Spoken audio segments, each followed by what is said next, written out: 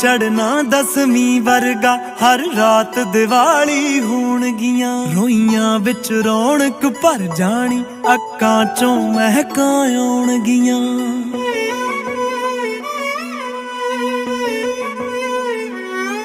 हर दिन चढ़ना 10वीं वर्गा हर रात दिवाली होणगियां रोइयां विच रौनक भर जानी अक्कां चों महकां आउणगियां।